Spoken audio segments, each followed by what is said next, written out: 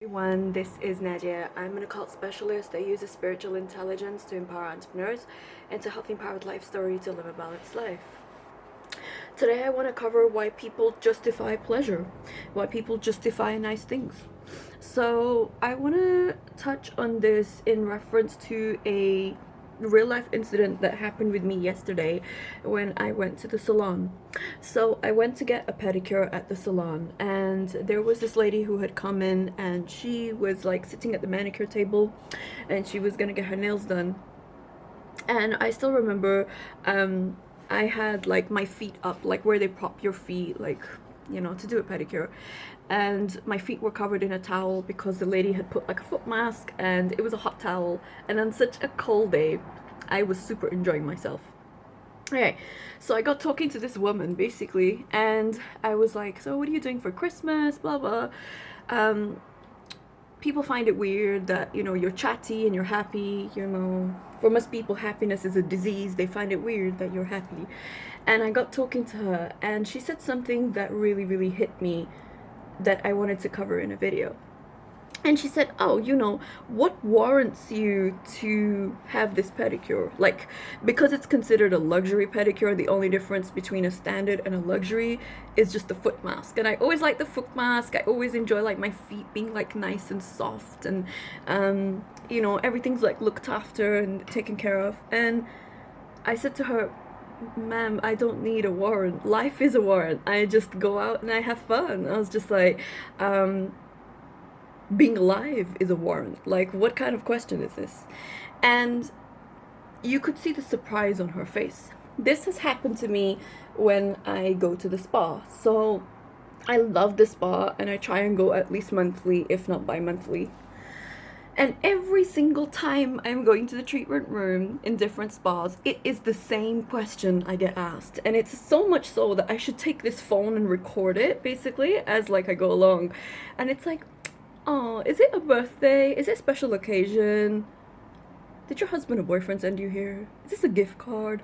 You can't enjoy things for the sake of enjoying them. There always has to be a reason to enjoy things. And when you find a reason to enjoy things, because most people are torn, they have to earn pleasure. You have to earn pleasure. You have to earn this. You have to earn. But you don't have to earn anything good. You can just show up for it. I want to get a spa day because I'm important and special, and I'm enjoying myself. And that's very difficult for most people to comprehend, because it has to be something nice. A lot of women come and ask me questions on things like, oh, it's like a special like anniversary with my husband, that's why I'm getting lingerie. No, get it once a week. No, get it once a month. Make it a flex. You can't expect nice things to come into your life if you're waiting for something to celebrate them. You're waiting. People justify or warrant something. I remember there was a woman I met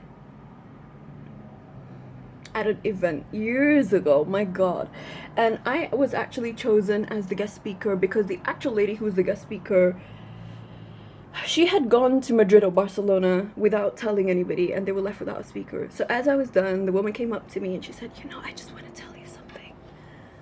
Okay, ma'am, why are we whispering? And she said, I'm gonna go deeper into this topic. And she said, oh, I don't know how to say this to you, but you seem like someone that's not gonna judge me. I said, sure, what is it? And she said, oh, I schedule sex with my husband every Friday. How do you schedule sex? I just want to know, like, how does that happen? Like, do you have a diary? Do you pencil it in? Like, it's 10 a.m. now. I'm gonna feel horny, and it's, how does it work? And I just asked her, I said, ma'am, how do you schedule sex? I want to know this. And she's just like, oh, I was raised in a Catholic background. I said, okay, that would explain everything. And what I'm talking about justifying pleasure is justifying pleasure in all areas of life. Well, I can only justify to eat out because blah blah. I can only justify to have sex, which is really weird, because I can only justify going to the spa because I can only justify buying a new shirt because. There's always a because for everything. People can't enjoy things for the sake of enjoying them. It's just because. And furthermore, when you talk about pleasurable events, most people have had their neurotransmitters completely squashed down through trauma, through abuse, through neglect, through abandonment, through invisibility. So when you point out something that's pleasurable and that's fun, people are already so miserable and choked up. It's gonna get a lot more worse in this coming year, 2023. If you guys think that what you guys have seen in the last 2 years is bad, oh, it's about to get a whole lot more worse. People are going to be more miserable. There will be more traveling restrictions. There will be, I know they want to create another like pandemics, quote, pandemic situation. I know they're going to do a lot of things. And this is, what you guys have seen in the last 2 years is basically a trial run for what's coming ahead now. The real issues. And I go back to my issue of pleasure because people justify things. Oh, you know, I had this is why I should do it. Such and such a person got married, this is why I'm doing it. There is always a reason to do things. Sometimes I go eat out in places and people are like, oh, are you treating yourself? No, I'm not treating myself. My life is a treat. I don't see myself as I need to do X because of Y. That's not how my mind works. I just go out and I have fun because. And having fun can be as simple as it's cold. I just need to get a hot chocolate. People in this country, I don't know about anywhere else, but people in this country are very choked up, okay? So, and that energy cabal has spread around the world when it comes to people. It's very much misery. All people can focus is on their misery, their pain, their negativity.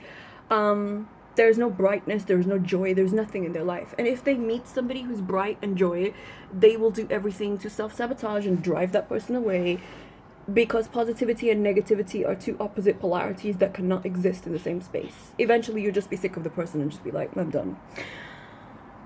Happiness, you have to sanctify pleasure. You have to keep pleasure at a forefront. You have to have a satisfaction strategy of pleasure.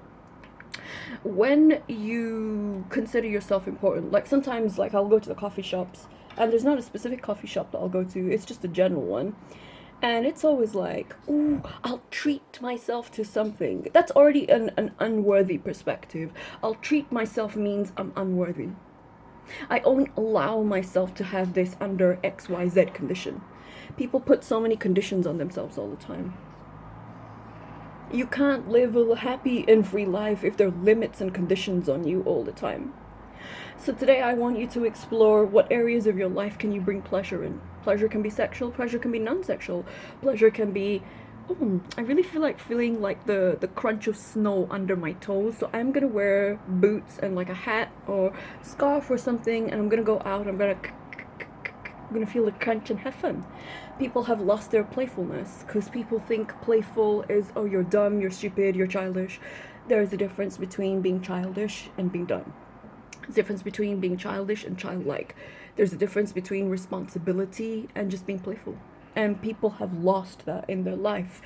And they're so mired in their struggle or their lack, whether it's financial or non-financial. Somebody can be very financially successful, but they really have issues emotionally, and they're always like dragging you down. They always have something wrong. When it comes to pleasure, people will always mentally have an association with you. You're either positive or you're negative. It's not both. They'll either have an association with you, be like, oh, this person, I feel so good around this person. It's a positive association. Anytime like you think of someone, you're like, ugh, you know, they drain you, basically. That's my experience with most people. A lot of the time, I'm just like, ugh, I have to deal with this person. Because they're negative. Because what's going to come in the conversation is moaning, misery, negativity.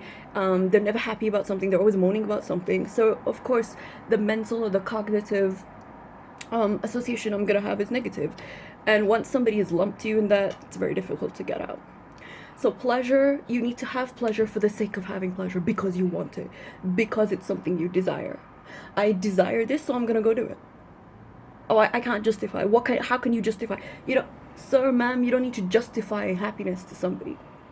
If somebody wants to be miserable, leave them in their misery. Good for them.